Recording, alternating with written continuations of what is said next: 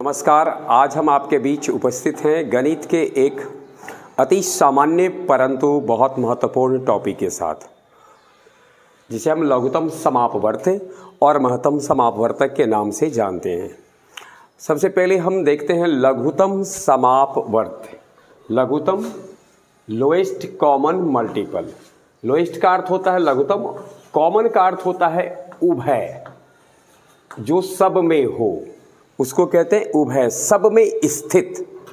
और मल्टीपल का अर्थ होता है अपवर्त्य। अपवर्त्य या गुणज। गुणज शब्द का अर्थ देखेंगे, गुणा से जन्मा हुआ, इसको कहते हैं गुणज। तो सबसे पहले हमारे लिए जो शब्द महत्वपूर्ण है, लघुत्तम तो सबसे छोटा होता है, उभय सब में हो, लेकिन क्या सब में हो, तो हमें जो ध्यान में रखना है वो है अपवर्त्य। तो अपवर्त्य का डिफिनीशन हमें समझना पड़ेगा। और एक दूसरा पक्ष है HCF, highest common factor. Factor गुणक, हाईएस्ट उच्चतम, कॉमन उभय। तो इसमें उच्चतम महत्तम गुणक ढूंढते हैं। फैक्टर को डिवीजर भी कहते हैं, विभाजक कहते हैं, अपवर्तक कहते हैं। गुणक, विभाजक, अपवर्तक एक ही सेंस में इस्तेमाल होते हैं। गुणक, विभाजक या भाजक, अपवर्तक, कॉमन डिवीजर। तो HCF को GCD के नाम से भी हम लोग जानते हैं, ग्रेटेस्ट कॉमन डिवीजर। सबसे पहले हम अपवर्तक और अपवर्त्य को समझते हैं कि अपवर्तक किसे कहते हैं, अपवर्त्य किसे कहते हैं। तो अपवर्तक और अपवर्त्य का जो कंसेप्ट है वह केवल माना जाता है प्राकृत संख्या के उद्देश्य से। बाकी कभी कभार लिख देता है इंटीग्रल मल्टीपल, पूर्णांक अपवर्त्य, परंतु पूर्णांक अपवर्त्य से यहाँ आशय सामान्यतः रखा जाता है प्राकृत संख्या के ही अपवर्त्य होते हैं। समझते हैं पहले अपवर्त्य किसे कहते हैं। एक एग्जाम्पल से देखते हैं। 3 का अपवर्त्य यदि हमें कहना हो तो 3 में प्राकृत संख्याओं से या जो पॉजिटिव इंटीजर है, अर्थात 1, 2, 3, 4 पॉजिटिव इंटीजर को ही हम कहते हैं नेचुरल नंबर। तो 3 का अपवर्त्य 3 गुना 1, 3 गुना 2, 3 गुने 3 यानी 3, 6, 9, 12 सो ऑन। अभी हमने जिक्र किया था कि अपवर्त्य को गुणज भी कहते हैं। क्यों गुणज कहते हैं? गुणा से जन्म हुआ है। 3 को 1 से गुना करने पर, 3 को 2 से गुना करने पर, 3 से गुना करने पर, तो गुणा की क्रिया से जो जन्म लेता है उसे गुणज कहते हैं। 3, 6, 9, 12, 15 यह 3 का अपवर्त्य है। परिभाषा देना अगर हमें है तो इस रूप से भी हम इसे डिफाइन कर सकते हैं। वे सभी संख्याएं जो किसी दी गई संख्या से विभाज्य हो उसे उस संख्या का अपवर्त्य कहते हैं। 3 का अपवर्त्य तो 3 से विभाजित होने वाली का आशय भागफल के रूप में प्राकृत संख्या, पूर्ण संख्या, पूर्णांक संख्या प्राप्त हो और शेषफल 0 हो। तो 3, 6, 9, 12 ये हो गए 3 के अपवर्त्य। इसी तरह से 5 के अपवर्त्य 5, 10, 15, 20 इस तरीके से हो जाएंगे। ध्यान में रखना है किसी संख्या के अपवर्त्य अनंत होते हैं। कोई भी संख्या है उसका अपवर्त्य अनंत होता है, लेकिन ध्यान में रखना है अशून्य प्राकृत संख्या, अशून्य पूर्णांक संख्या के अनंत अपवर्त्य होते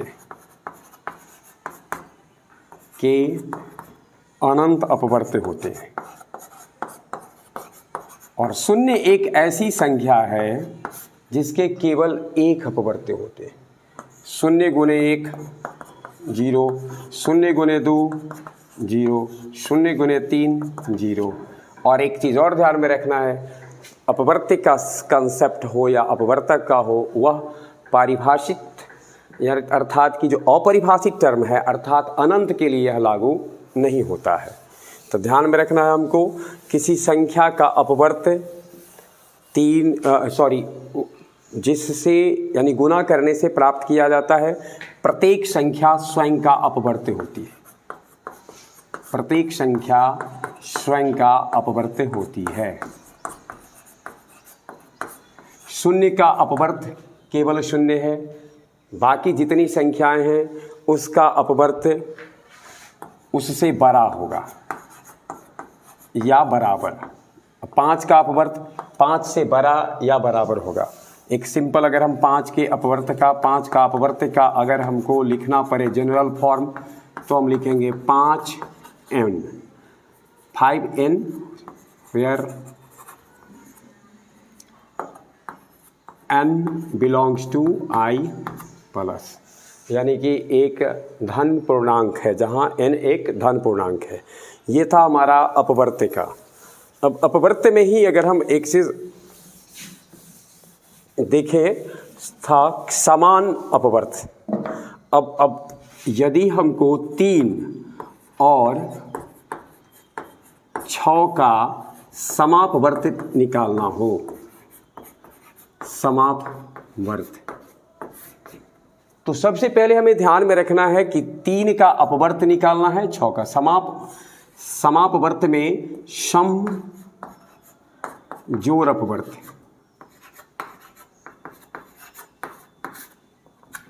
तो पहले अपवर्त्य लिख लीजिए। 3 का अपवर्त्य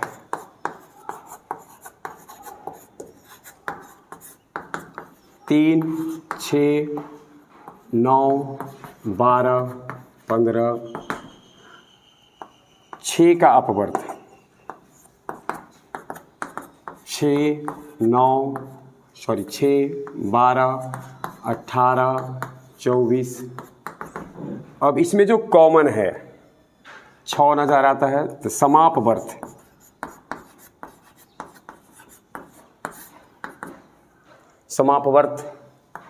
कॉमन ढूंढिए। 6, 12 यानी 6, 12। अब इसी तरीके से 18। अब अगर इसमें हमसे पूछा जाता कि समापवर्त्य में सबसे छोटा कौन है, लघुत्तम समापवर्त्य।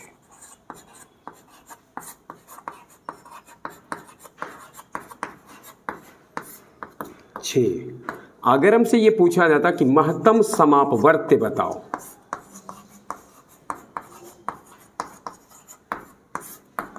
Not defined.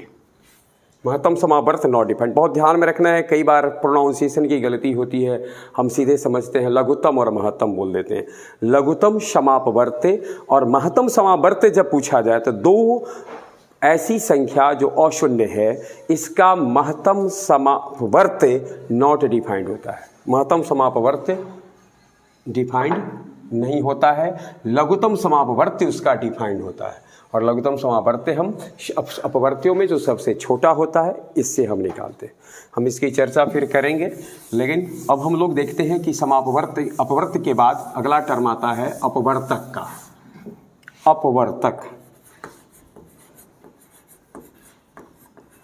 अपवर्तक, भाजक,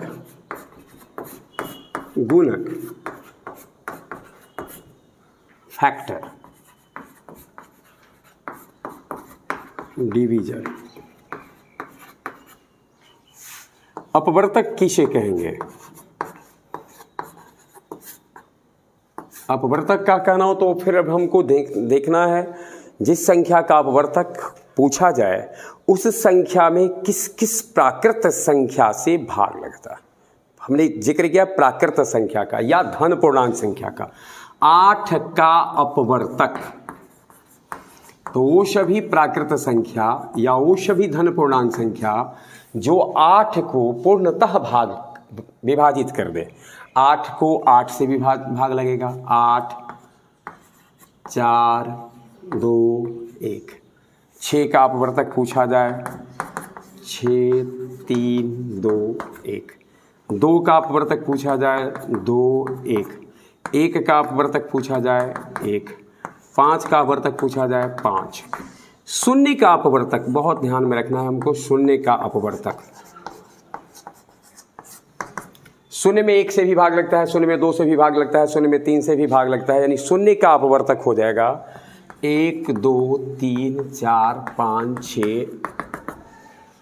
तो शून्य के अलावे जब हम देखेंगे तो जो भी संख्या है उसका अपवर्तक उस संख्या से बराबर या छोटा है। अपवर्त्य था बराबर या बड़ा, यानी ध्यान में रखना है अपवर्त्य होगा संख्या से बौर या बराबर, अपवर्तक संख्या के छोट या बराबर, लेकिन इसका अपवाद है शून्य। इसमें शून्य का क्या है, शून्य के पहले तो अनंत अपवर्तक होते हैं और शून्य के जितने अपवर्तक हैं वो शून्य से बड़े हैं। शून्य के अलावे जितनी संख्या है उसके अपवर्तक की संख्या निश्चित होगी। तो शून्य को थोड़ा हमें स्टार कर लेना है। शून्य के अनेक अपवर्तक होते हैं और शून्य के अलावे जितनी संख्याएं हैं उसके एक नियत अपवर्तक होते हैं, उसके अपवर्तक की संख्या नियत होती है। अब हम थोड़ा सा यहाँ देखते हैं अपवर्तक से कि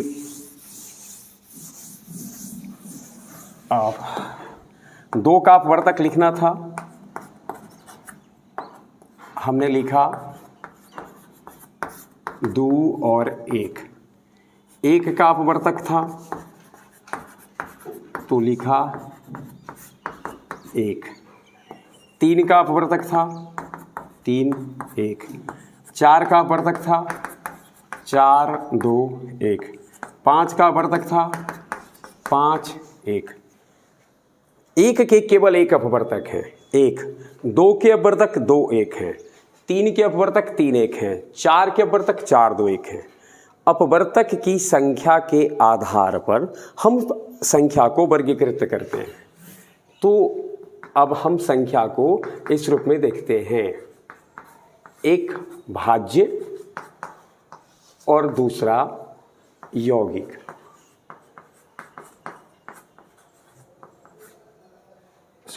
अभाज्य कर देते हैं और यौगिक। अभाज्य संख्या को हम लोग रूट संख्या भी कहते हैं। यौगिक संख्या या भाज्य संख्या और दूसरा है अभाज्य संख्या। इसका कंसेप्ट ध्यान में रखना है हमको। अभाज्य संख्या जिसको प्राइम नंबर कहते हैं,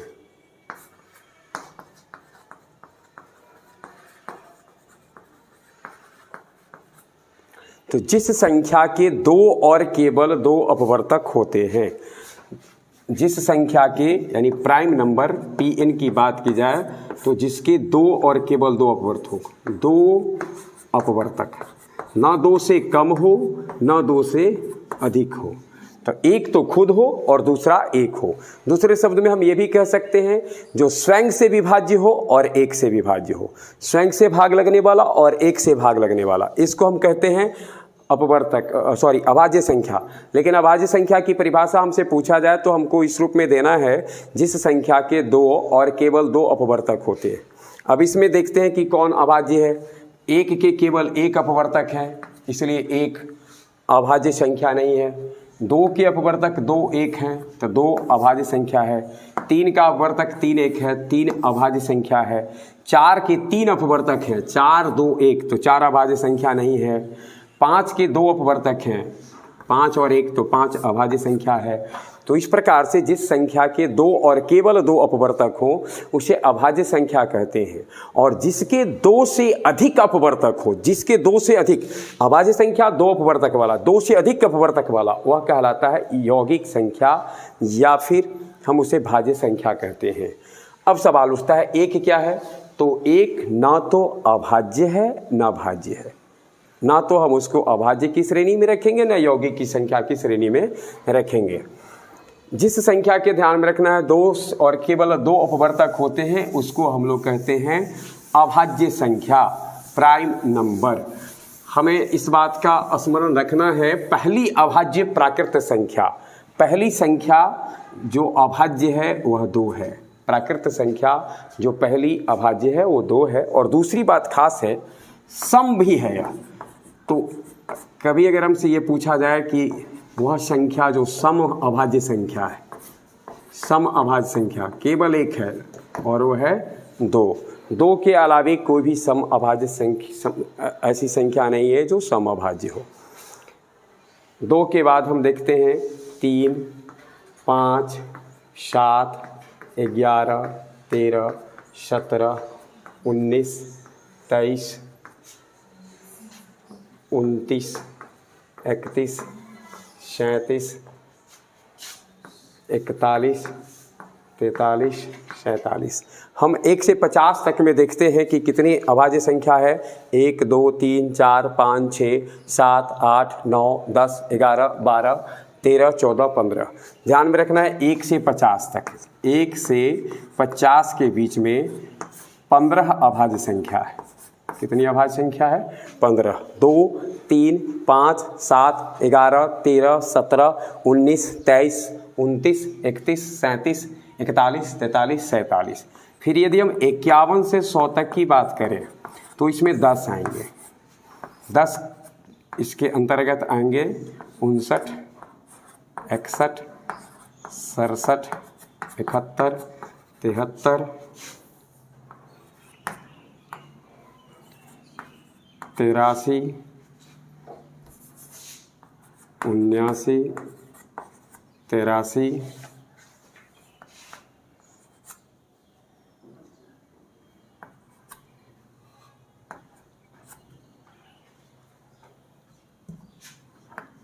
97, 73, 79, 83, 97, 89 और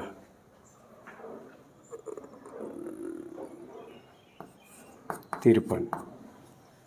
तो 53, 59, 61, 67, 71, 73, 79, 83, 97, 89। अरेंज कर लें 89 और 97 कर दें। तो ये हमारा 1, 2, 3, 4, 5, 6, 7, 8, 9, 10। तो कुल मिलाकर के 1 से 100 तक यदि हमसे पूछा जाए कि कितनी अभाज्य संख्या होती है तो इसका उत्तर हम देंगे कि 25 होते हैं। इसमें से 1 से 50 तक 15 हैं और 51 से 100 तक के बीच में 10 हैं। ध्यान में रखना है, इसी से थोड़ा सा हम लेके चलते हैं। जिन 2 अभाज्य संख्या के बीच में, 2 अभाज्य संख्या के बीच में एक प्राकृत संख्या स्थित हो उसे जुड़वा अभाज्य संख्या का कहते हैं। जुड़वा अभाज्य संख्या या लंगड़ा अभाज्य संख्या। जुड़वा अभाज्य संख्या के लिए जरूरी क्या है? एक ऐसा पेयर, जुड़वा अभाज्य संख्या, अभाज्य संख्या का एक ऐसा पेयर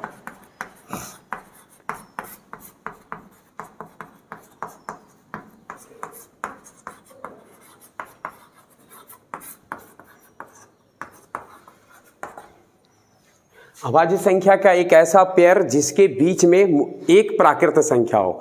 आप ऐसे पेयर का निकालिए 3 और 5, 5 और 7, इसी तरह से और हम देख सकते हैं 11 और 13, 29 और 31। तो ये सब कहलाते हैं जुड़वा अभाज्य संख्या। हमें बहुत ध्यान से रखना होगा अभाज्य संख्या को, क्योंकि लघुत्तम समावर्त और महत्तम समावर्त को समझने के लिए, महत्तम समावर्तक को जानने के लिए आवश्यक है संख्या का अभाज्य गुणनखंड जानना। हम संख्या का अभाज्य गुणनखंड अगर जानते हैं बेहतर तो तुरंत हम लघुत्तम समापवर्त और महत्तम समावर्तक निकाल ले सकते हैं। थोड़ा सा हम पहले महत्तम समापवर्तक पर ही, तो अभाज्य संख्या था। अपवर्तक की परिभाषा एक बार फिर से, किसी संख्या का अपवर्तक वह सभी प्राकृत संख्या है जिससे दी गई संख्या पूर्णतः विभाज्य हो। जिस संख्या के केवल 2 अपवर्तक हो उसे अभाज्य संख्या कहते हैं। अब है हमारा समापवर्तक। नाम से ही स्पष्ट है समापवर्तक। एक एग्जाम्पल देखते हैं हम। अब हमसे पूछा जाता है 6 और 8 का समापवर्तक लिखो। तो 6 और 8 का समापवर्तक में 6 का अपवर्तक पहले देखते हैं। 6, 3, 2, 1। 8 का अपवर्तक देखते हैं।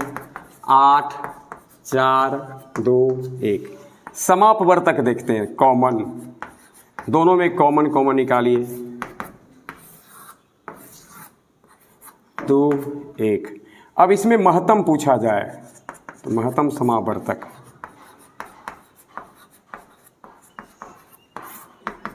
2 और लघुत्तम पूछा जाए तो 1। ध्यान में रखना है दो अशून्य संख्या का लघुत्तम समापवर्तक सदैव एक होता है। लघुत्तम समापवर्त नहीं, लघुत्तम समापवर्तक सदैव एक होता है। दो अशून्य संख्या का, शून्य संख्या के साथ ये रूल्स लागू नहीं होता है। अगर हमने यहाँ 6 और 8 का समापवर्तक कहा, इसके बदले अगर आपसे पूछा होता 6 और 0 का समापवर्तक, तो हम इसको मिटाते हैं। 0 का समापवर्तक, 0 का अपवर्तक पहले लिखते हैं। 0 का अपवर्तक हमने कहा था कि 0 के अलावे सभी संख्या है। तो कौन कौन हो? 1 2 3 4 5 6 इनफाइनाइट। अब आप जरा समावर्तक बताइए। तो समावर्तक इसका लिखेंगे तो हो जाएगा 6 का जितना वर्तक है वो सब 0 का भी अपवर्तक है। तो स्वाभाविक है जब 6 किसी संख्या के साथ 0 का समावर्तक बताना हो तो आप 1 का समावर्तक जो शून्य नहीं है उसका अपवर्तक ढूंढ लें, वही दोनों का समापवर्तक हो जाता है। तो 6 और 0 का समापवर्तक 6 3 2 1। तब महत्तम समावर्तक कितना हो गया? 6। तो महत्तम समावर्तक इसका हो जाएगा 6 और इसका भी लघुत्तम समावर्तक हो जाएगा 1। लघुत्तम समावर्तक इस स्थिति में भी 1 आया। अगर हमसे पूछा जाता 8 और 0 का HCF, तो ध्यान में अब हमको रखना है किसी संख्या का शून्य के साथ महत्तम समापवर्तक वही संख्या होती है। 8 और 0 का HCF बराबर 8। 12 और 0 का HCF बराबर 12। 12 और 0 का LCF lowest common factor 1। Actually lowest common factor का ज़्यादा उपयोग नहीं है, इसलिए हम लोग उतना ज़्यादा नहीं करते और LCM और HCF का ज़्यादा इस्तेमाल होता है। तो हम समझते हैं कि हमें सबसे पहले अपवर्त्य और अपवर्तक की जानकारी, उसकी जो समझ है वो हो गई होगी। और अब हम जहाँ तक सवाल है कि समापवर्त्य यानी LCM और HCF की गणना कैसे करें, इसके लिए सबसे पहले हमें समझना पड़ेगा संख्या का अभाज्य गुणनखंड। सबसे पहला काम हमें क्या करना है? अभाज्य गुणनखंड निकालना है। LCM हो या HCF हो, आप कुछ भी किसी का हो दिया हो, सबसे पहला काम हम करेंगे उसका अभाज्य गुणनखंड निकालेंगे। अभाज्य संख्या, अभाज्य गुणनखंड का अभिप्राय अभाज्य संख्या से ही भाग देना है। जैसे अगर मान लेते हैं हमसे कहा गया हो 16 और 24 का, पहला देखते हैं LCM और दूसरा HCF ज्ञात करो। कुछ नहीं करना है, सबसे पहले हम 16 का फैक्टर निकालते हैं, अभाज्य गुणनखंड।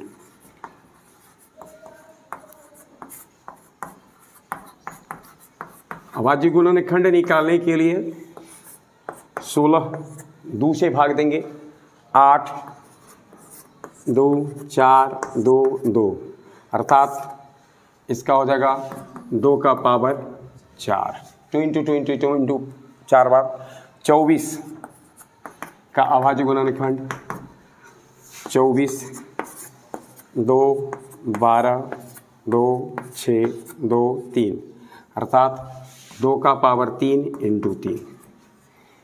ये हमारा 16 और 24 का अभाज्य गुणनखंड आ गया।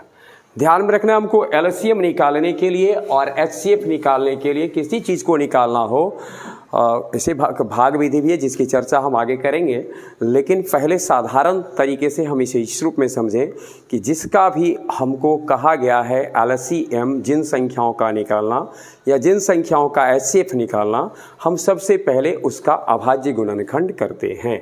और एक चीज़ ध्यान में रखना है, LCM का सारा फैक्टर, ऑल फैक्टर लिखिए, ऑल फैक्टर लिखेंगे, और मैक्सिमम पावर,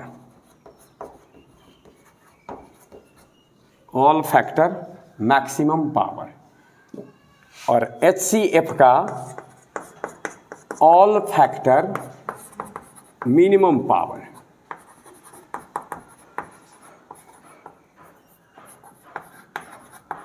बस इसी रूप में हमको ध्यान में रखना है। बस LCM ऑल फैक्टर, इसमें कितने फैक्टर आए हैं? 2 और 3।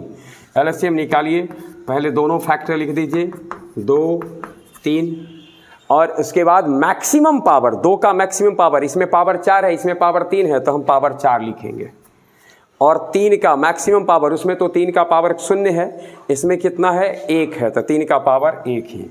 अब 2 का पावर 4, 2, 4, 8, 16, 16 गुने 3 48, अर्थात हमको पूछा गया 16 और 24 का LCM, तो 48।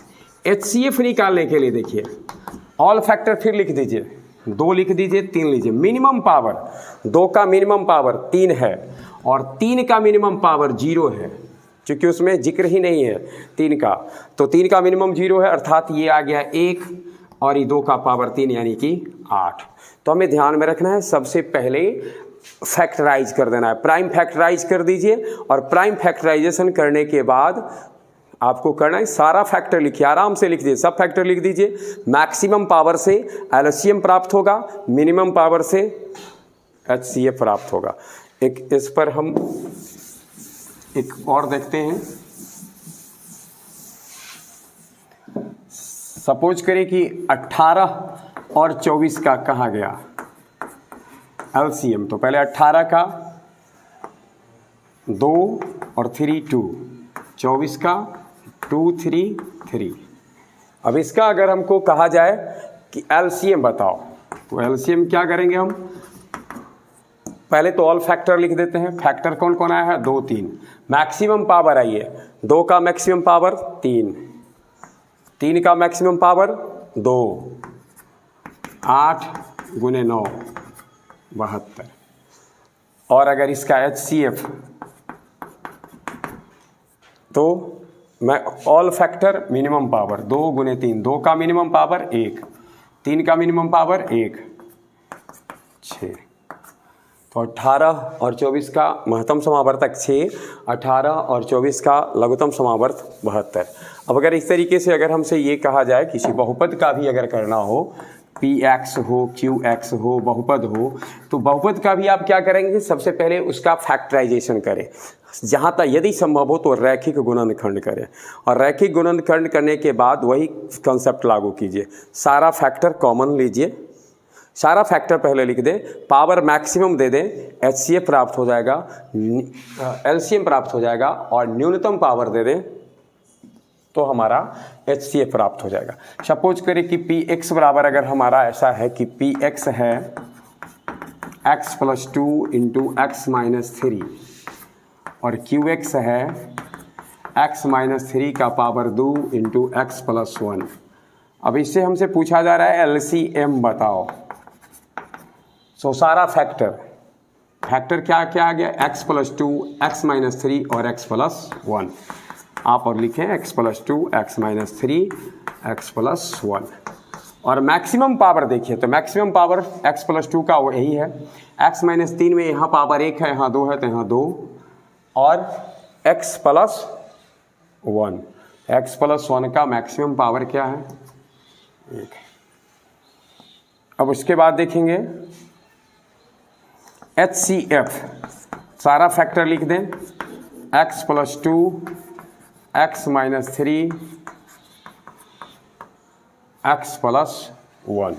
अब इसमें देखना हमको ये है कि इसका मिनिमम पावर क्या है। तो x + 2 का मिनिमम पावर इसमें है ही नहीं, 0। इसमें देखिए, इसमें 1 है, इसमें 2 है, तो 1 पावर। x + 1 उसमें है ही नहीं, 0। तो कितना आ गया हमारा? सीधा x - 3। इस तरह से किसी का भी हो। अब हमसे पूछा जाता a² b², a6 b5, a4 b3। इसका अगर हमको पूछा जाता कि LCM निकालो, तो इसके LCM हम कैसे निकालते? 1 के ऊपर जो सबसे अधिकतम पावर है, कितना है? 1 2 3, ए का अधिकतम पावर है 6, बी का अधिकतम पावर कितना है 5, तो बी 5। इसी तरह से HCF निकालना हो तो ए का न्यूनतम पावर, बी का न्यूनतम पावर, बस यही ध्यान में रखना है हमको। न्यूनतम चलेगा इसके साथ और मैक्सिमम चलेगा, मैक्सिमम हो तो LCM निकल जाएगा और मिनिमम हो तो निकलेगा HCF। इस चीज़ को ध्यान में रखकर हमको LCM HCF निकालना है। हालांकि HCF की चर्चा जो आगे हम करेंगे उसकी दूसरी विधि क्या है या LCM की दूसरी विधि क्या है, लेकिन ये कॉमन विधि है। एक छोटा सा चर्चा और करते हैं और फिर LCM HCF के जो एप्लीकेशन होंगे इसके बारे में हम चर्चा बाद में करेंगे। सबसे एक होता है भिन्न का लघुत्तम समावर्तक, भिन्न का LCM HCF। भिन्न का LCM निकालना हो तो जिसका, अब इसमें देखिए अगर LCM निकालना है तो अंश का LCM, अंश का LCM, हर का HCF, और यही अगर HCF निकालना हो तो अंश का HCF और हर का LCM। HCF से, अंश और हर के HCF से ही निर्धारित होता है कि एक भिन्न अपने मानक रूप में है या नहीं है। जैसे अगर हम किसी भिन्न को लिखते हैं 18 और 24, 18/24 है।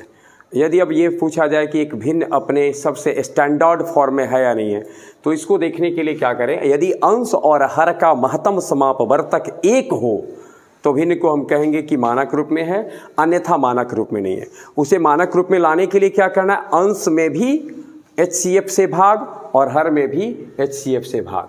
तो 18 और 24 का HCF अगर निकालेंगे तो होगा 6, HCF इसका आएगा 6। इसके मानक रूप को लिखने के लिए क्या करना है हमको, 18 में 6 से भाग और 24 में भी 6 से भाग। 18 में 6 से भाग यानी 3 और 24 में 6 से भाग यानी कि 4। अब देखिए हम लोग बचपन से इस चीज़ को पढ़ते रहे कि काटो 2 नमा 18, 2 6 दोबारा 2 से 12, 12 में कटेगा। इस तरीके से काटते क्यों थे, एक्चुअली उसको स्टैंडर्ड फॉर्म में लाने के लिए काटते थे। और ये स्पष्ट करता है कि अंश और हर यदि उसका कहने का अभिप्राय है कि महत्तम समावर्तक 1 होता है तो भिन्न मानक रूप में होता है। यहाँ हमको ध्यान में रखना था भिन्न का LCM HCF। एक काम यहाँ और हम करते हैं, एक टर्म आता है सह अभाज्य संख्या का, सह अभाज्य संख्या। ये हमेशा जोड़ा में रहता है, को प्राइम नंबर। इसको असहभाज्य संख्या भी कहते हैं। तो सह अभाज्य संख्या साथ में अभाज्य हो जाए, साथ में अभाज्य हो जाए। जैसे A और B 2 संख्या है, इसको हम सह अभाज्य संख्या कहेंगे यदि इसका HCF 1 हो। HCF यानी हाईएस्ट कॉमन फैक्टर 1 हो। जैसे अब मान लेते हैं 7 9, तो 7 और 9 का HCF निकालेंगे तो 1 है। इसका अर्थ है कि 7 और 9 असहभाज्य संख्या है। ध्यान में रखना है 2 लगातार विषम संख्याएं, 2 लगातार विषम संख्याएं सदैव असहभाज्य यानी सह अभाज्य होती है। 2 लगातार विषम संख्याएं सह अभाज्य होती है। 2 अभाज्य संख्याएं सदैव, 2 अभाज्य संख्या जैसे 5 और 11, 5 11, 5 भी अभाज्य है, 11 भी अभाज्य है, तो 5 और 11 हमेशा सह अभाज्य होंगे।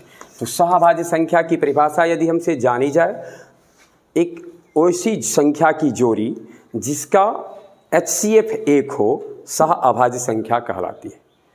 2 अभाज्य संख्याएं सदैव, यह ध्यान में रखना, जब ही 2 अभाज्य संख्या है तो हमेशा सह अभाज्य होगी। अपने ही अभाज्य है तो साथ में, तो जब अकेले अकेले अभाज्य है तो साथ में अभाज्य होगी ही। दूसरा, 2 विषम संख्या जो लगातार हो, लगातार विषम संख्या, वो भी सह अभाज्य होते हैं। अब बाकी को अगर आपको करना है तो आपको उसको ध्यान में रखना है। उसका निकालेंगे हम लोग कॉमन फैक्टर, सॉरी HCF निकालेंगे, देखेंगे अगर एक है तो उसको हम समझेंगे कि सह अभाज्य है, अन्यथा नहीं।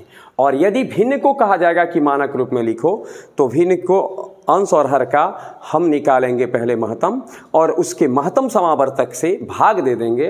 भाग दे करके जो हमको प्राप्त होगा वह उसका मानक रूप होगा।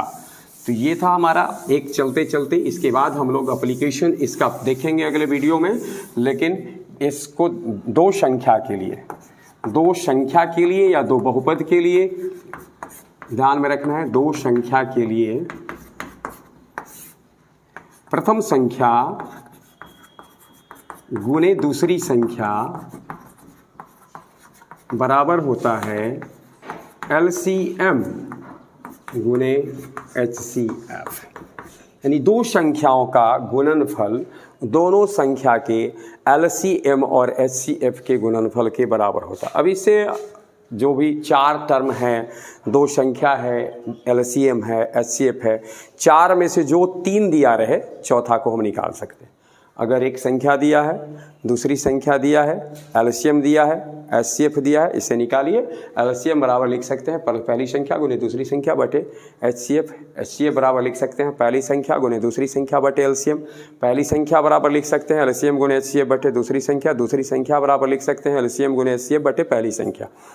ये LCM और HCF का सामान्य कंसेप्ट था, हमेशा हमको एक बार फिर से ध्यान में रखना है। समापवर्त्य और समापवर्तक का मूल शब्द अपवर्त्य और अपवर्तक है, और अपवर्त्य गुणा कर प्राप्त किया जाता है और अपवर्तक भाग देकर प्राप्त किया जाता है। भाग लग जाए जिससे वो सब होगा उसका अपवर्तक, अब भाग जिस में लग जाए वह सब होगा उस संख्या का अपवर्त। उसके बाद हम इसके अगले वीडियो में देखेंगे LCM और HCF के अनुप्रयोग कहाँ कहाँ हैं, यानी इसका इस्तेमाल करके हम गणित में क्या क्या करते हैं। बहुत बहुत धन्यवाद।